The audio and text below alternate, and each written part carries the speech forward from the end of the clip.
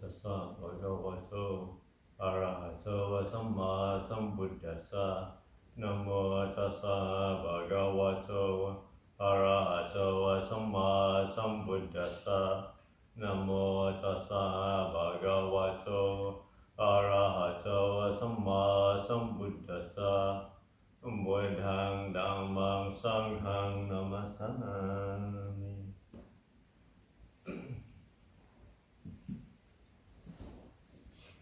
So, happy Easter. This is Easter Saturday.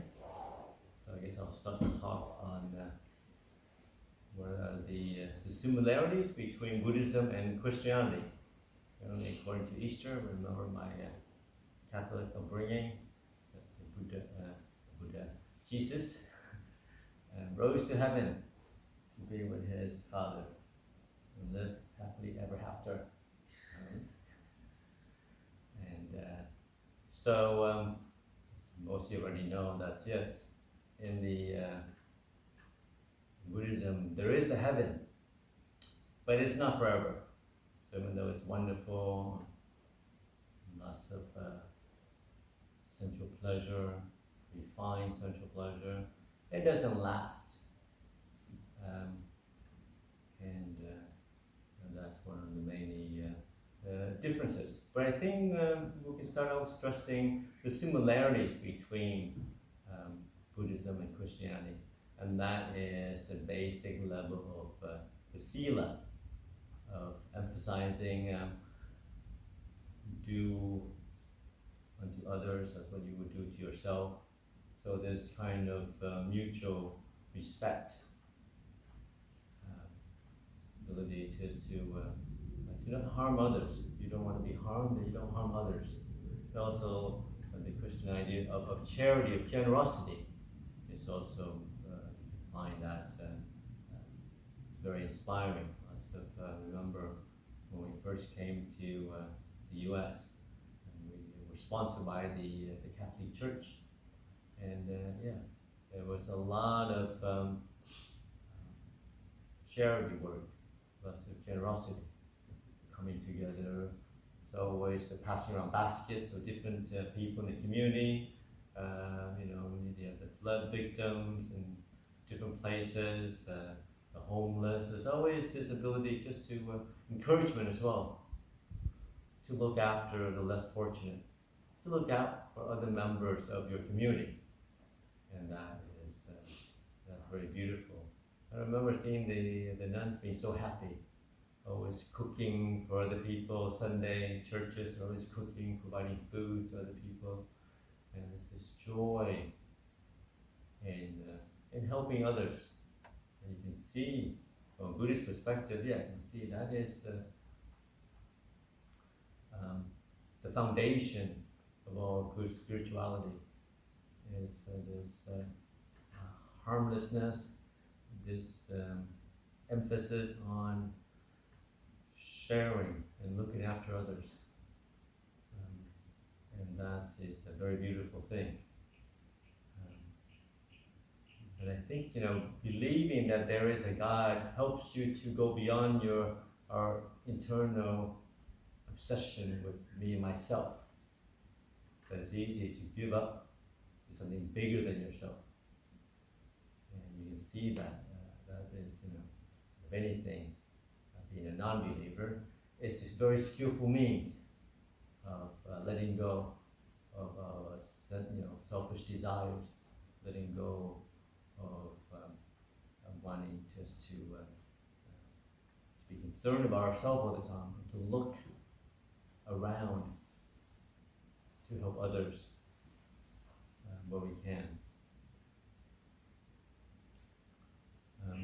But the main difference, most of you know, is that this idea that there is an almighty God who's always there.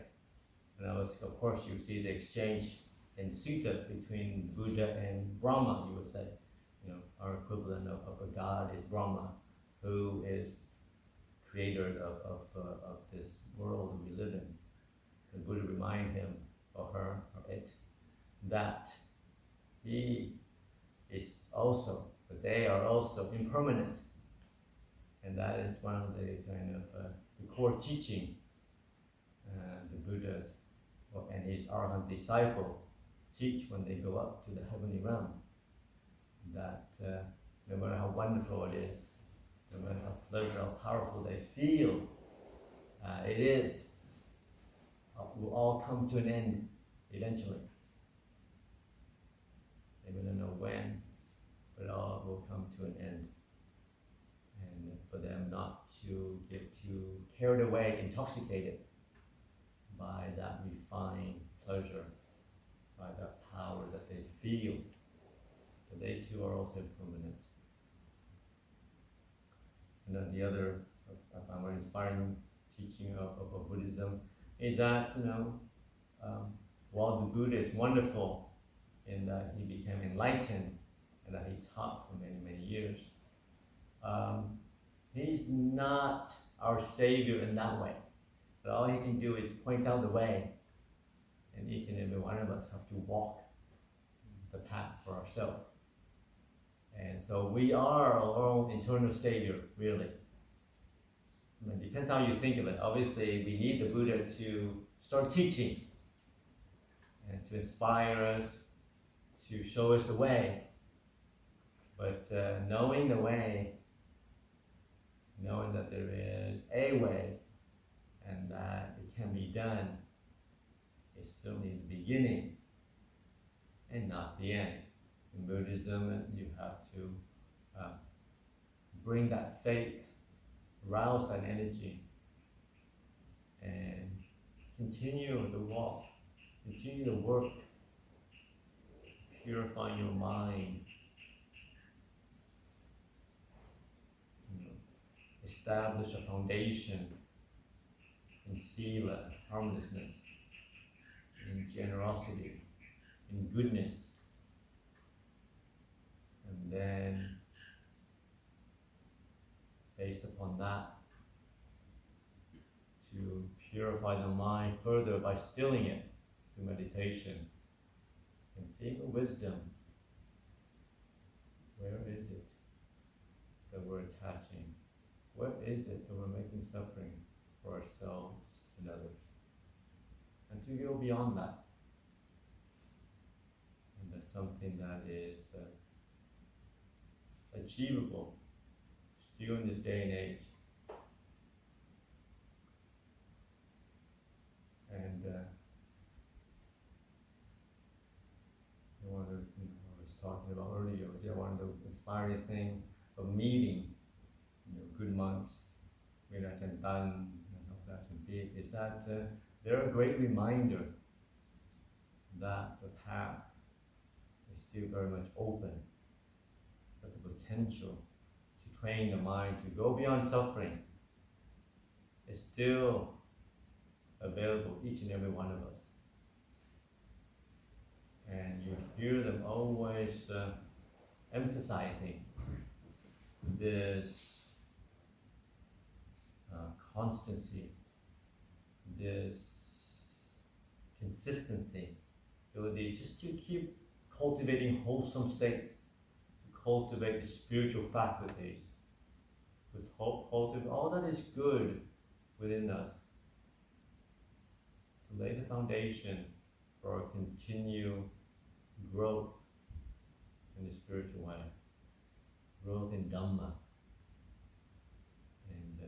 And they would tell stories that they remember themselves being monks around the Buddha's time. It's 2,000 years ago. And cultivating that path over and over again. And not to be discouraged. So it's not something that you do, in our tradition, practice. It's a way of life. It's not something you do for 10 days. It's something you do for 3 months. Well, it's good to have a focus. It's good to devote a lot of energy into the practice.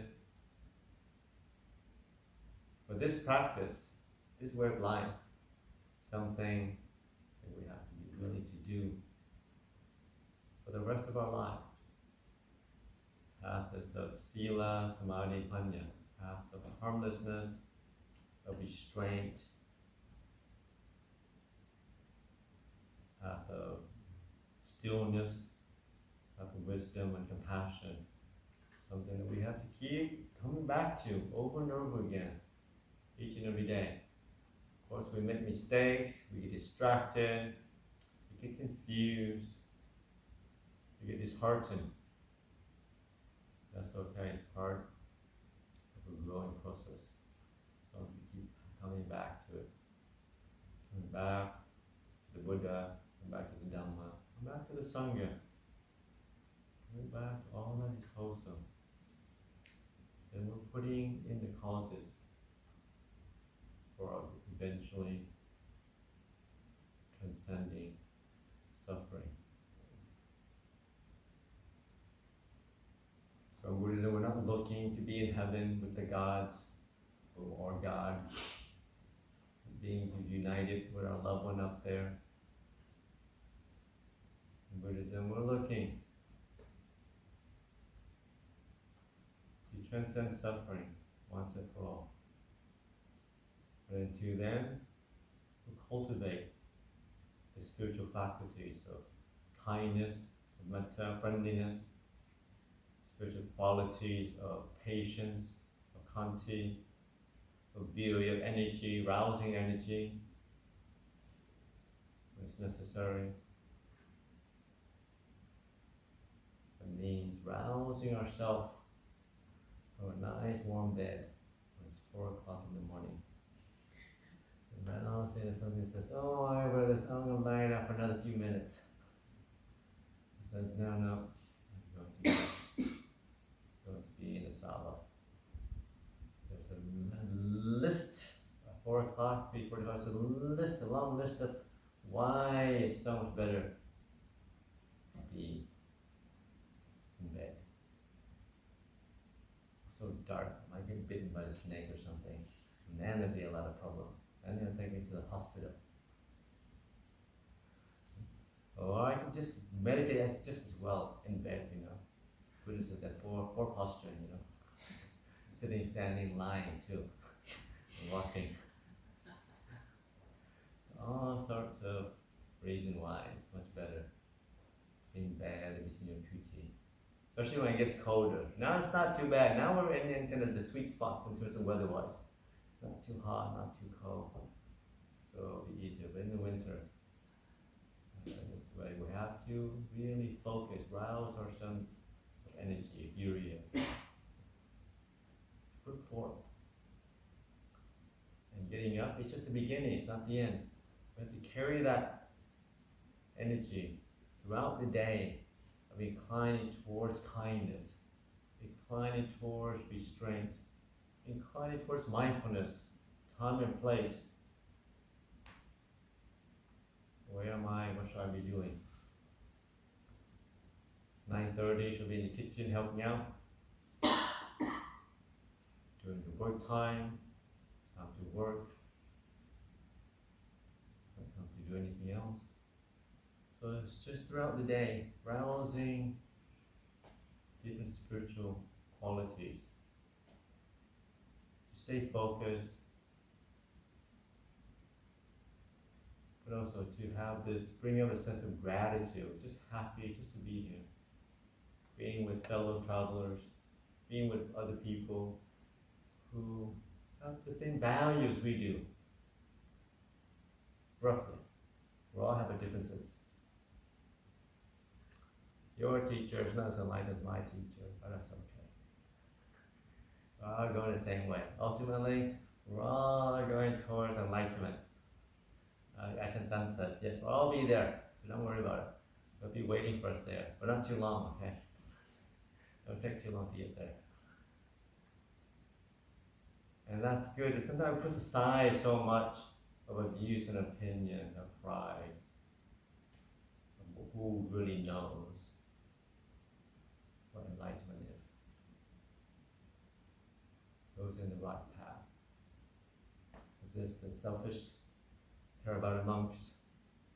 Or is it the slow-moving, easy-going Mahayana monks who are just so happy to help everybody else?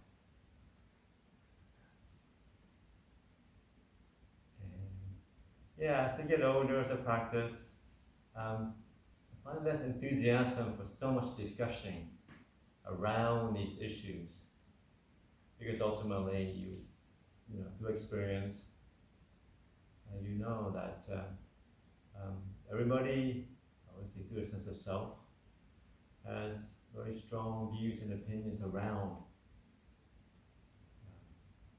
their own path, what it takes, how to do it. And to a certain extent, there is many ways to get to the end, many skillful ways to bring up wholesome states. But each and every one of us have to find ways to encourage ourselves.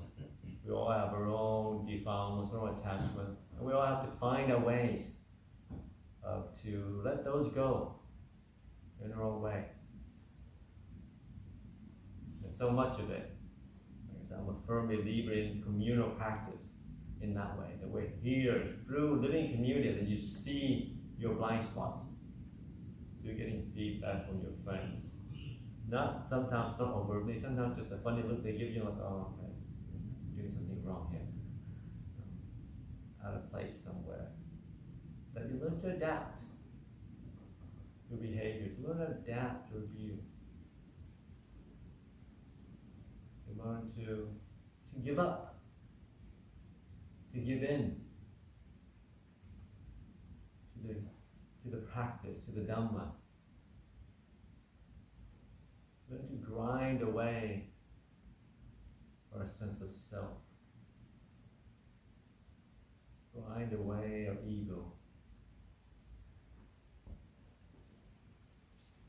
So remember when I first came to Nanachat, I think, I was telling a few people, 25 years ago, it's still the same now, I think more or less, that all the laymen are accommodated, a house on the top of the kitchen. So it's a large, the kitchen's about double the size of ours, I think. But on top there's a floor, there's a mezzanine, where all have to be there in a public tent for mosquitoes. And you get all sorts of world travelers from everywhere, all over the place. A whole bunch of different nationalities. The spiritual seekers from all sorts. So having this long discussions every night about everything, where they've been, where they're going to, who's really enlightened, this great practice they've been to. And it's interesting, I wasn't very spiritual, didn't do much. So it's my first kind of place to be. So I found it really interesting for like 3 weeks. After that, it's like, after a few hours, we kind of all talked out, all listened out. But it could go, every day it went on for hours and hours and hours. And then of course, you have to get up the next morning at 3 o'clock to get to the morning chanting. So that wasn't so always easy. And, but it was interesting. And then as an novices, you also, grew up together. So you have this kind of the whole crowd, the whole crew. And it would go on for a long, long time. Just discussions about different things. And some people want to bring up just to, out of wholesome desire to share. Other people, I guess, out of loneliness, don't want to go, don't want to go back to their place, go back to their corner, so they're always just talking all the time.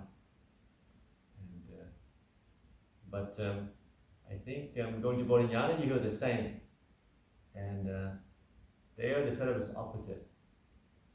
There the setup is the monks are on the top floor, and the laymen and then the Gyarkas on the bottom where the kitchen is. And there's a joke that when you're downstairs, it's all about jhanas and nibbānas. And when you're upstairs from the monk is, it's all about, what chocolate are we getting today? what very mundane stuff. Because I think you're all kind of talked up. By the time you go up to the ordained as a monk after 2 years, you've gone through all the conversations already. And also there's part of you knowing that, it's interesting to talk about it, but mostly it's individual practice. You have to walk the walk, walk the talk. instead of just talk to talk. And so many people that I thought, wow, this guy really understands Dhamma. My first week, this guy really understands Dhamma. He's been to many centers, he knows Buddhism, he reads the Suttas. He didn't make it to me. He didn't finish his integration. He finished his training, he moved on. Yes, lots of people who know so much didn't really last, go the distance. And even then it's hard. And we talked a lot about it. What is it that keeps people continue on the path? What is it that holds us, keeps us in the monastery or on the path of Dhamma? And it's hard to you put your finger, and so much of the, that's why so much of the often the meditation master would say, it's just your barami. It is your spiritual perfection, your spiritual kind of bank account that keeps you in the path. And sometimes you run out and you go home, go back home, just inspiration's gone, and you go back to lay work. But it's not mean it's a failure, because, like I said, this is a gradual path. You train a little bit this down, you're off to the right, you're off to the left, and then next lifetime you come back, you train again. It takes a long, long time. So everything we do, it's good to have that perspective that it is a very long, gradual training, a long marathon. But the wonderful thing is that we all have what it takes to get to the end, as long as we don't give up, as long as we keep continuing picking ourselves up, walking the path, cultivating all that is good, letting go of the unwholesome, and purifying the mind. That's all it takes.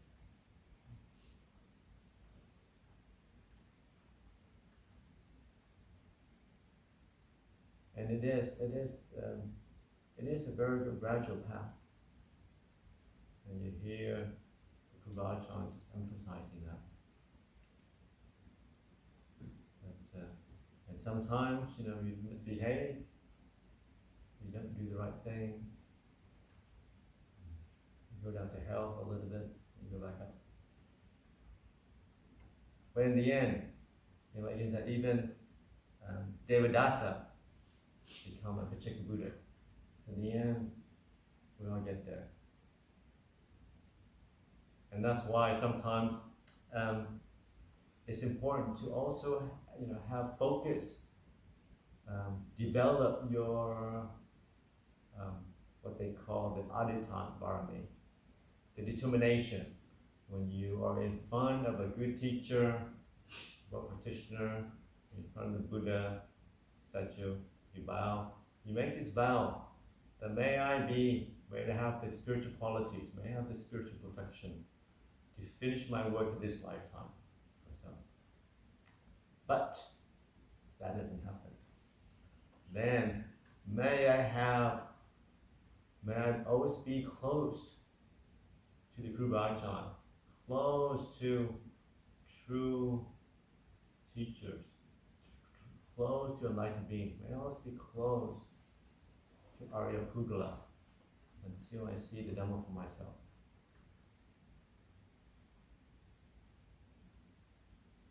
I think it is that determination that keeps us close to the Ajahn. There's so many different teachers, many different methods around. And the fact that we have good teacher coming, the fact that we're associated with good teachers, with true teachers, it must be a source of good karma in the past somewhere. We're all cultivating.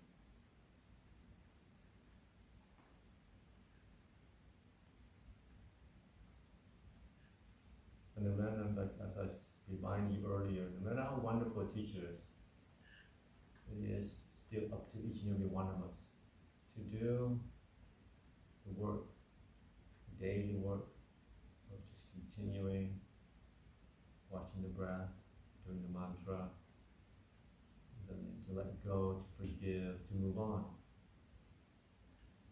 Learn to be good human beings to each other, good friends on the path. Recognizing, yes, we're not perfect, we're all work in progresses. But it's something that's worthwhile. What else are you going to do in your life? What is that also wonderful to do? You can't take anything with you, so there's no point of getting a big house, cars. You have to leave it behind. Your reputation, no one to remember you when you die anyway. That's the point, must be that. Sense pleasure when you're 80 years old. You don't remember, everything's painful, the body's painful. See, older, I'm looking after my parents, seeing a lot of pay attention to old people. You hear them every day, they wake up and they complain. Everything's achy, Ajahn. I really want to go to the monastery, but it's just too uncomfortable. I can't sit in the car for that long. I can't sit meditation that long. And then I get to the monastery, it's too cold, so I can't do too much. And I feel bad, I'm in the monastery, I don't do anything. And that's part of having a body. It's why it's bringing up a sense of urgency to practice however we can in the here and now. You don't wait too long.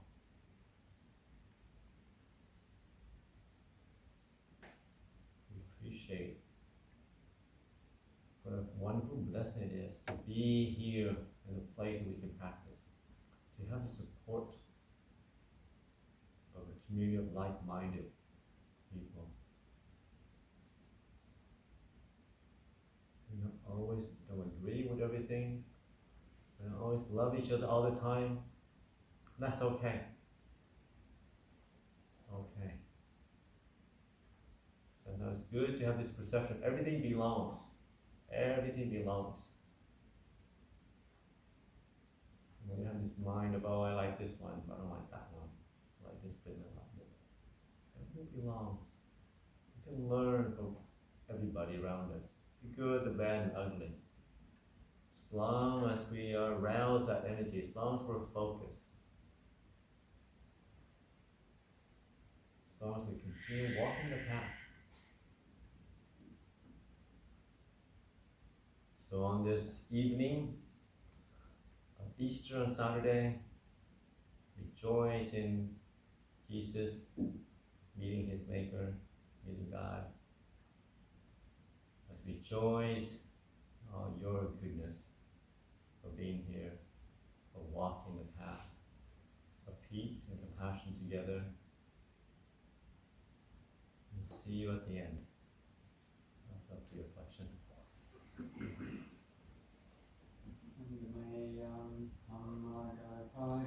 Sadhu